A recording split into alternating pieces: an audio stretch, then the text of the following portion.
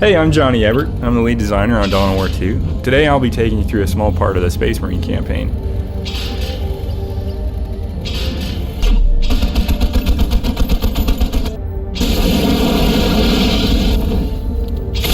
So the first thing you're going to notice about Dawn of War 2 is that cover plays a huge role now. You need to use the terrain to protect your troops from enemy fire. All the bushes, rocks, and fallen trees you see are objects that your squads can use for cover. You can also climb into buildings for protection. Notice how I move them from cover to cover. You need to keep your units close to cover if you want to survive in Dawn of War 2.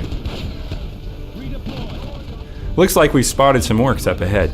This is a great opportunity to show off Thaddeus' natural ability, squad jump.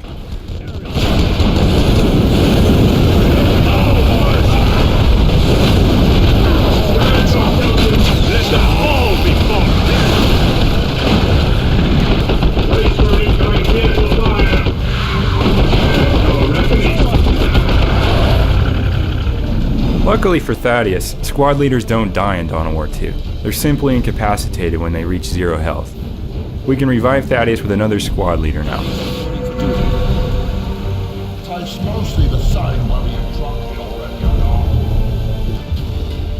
We've talked a lot about how each of our squads has a unique role. So right now, I'm going to show you how you can use some of these roles together in a really cool way. Thaddeus is going to jump into the middle of the orcs to knock them flat for a few seconds while Avitus climbs in that building they left unguarded. Then we're going to bring Cyrus and the Force Commander around from the left to finish them off. Acknowledged.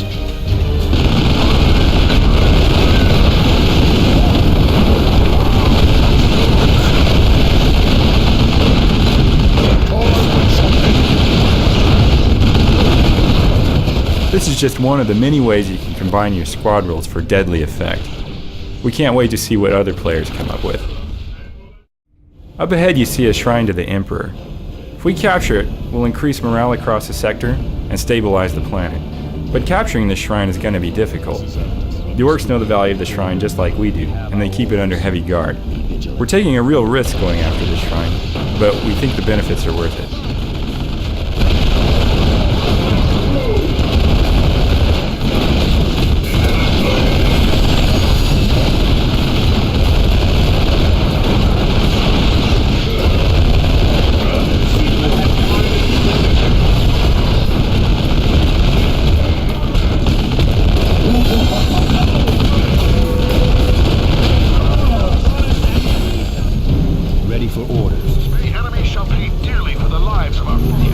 Notice how I'm also reinforcing my squads while I'm near the shrine. That's yet another benefit to capturing territory in Dawn of War 2. Take your position, brother. Now you are a devastator, brother. Accessories are something you gain over the course of the campaign. Some of them are also extremely rare, but we compensate for this by trying to make them as over the top as possible. The orbital bombardment beacon is a perfect example of this.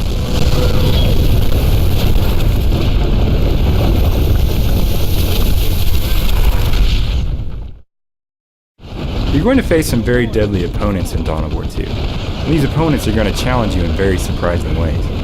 The war boss we've been hunting this whole time is a perfect example of this. Now that we've stumbled on his lair, we're going to see just how powerful he really is. You're gonna stop. Make for the far side! Move!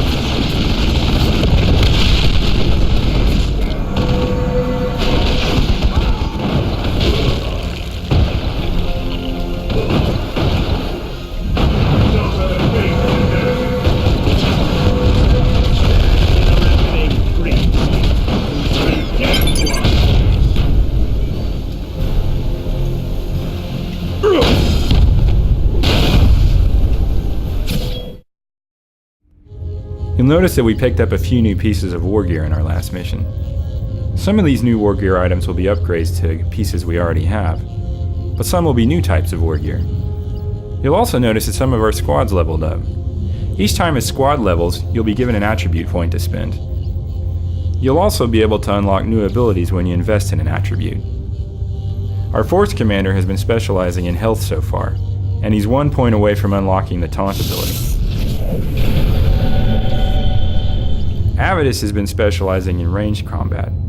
and it looks like he's 1 point away from unlocking the focus fire ability.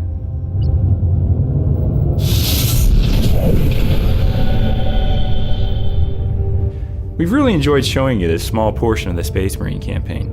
We can't wait to show you more later in the year. For those of you who don't already know, Dawn of War 2 will ship on the PC in early 2009. Thanks again to all the fans.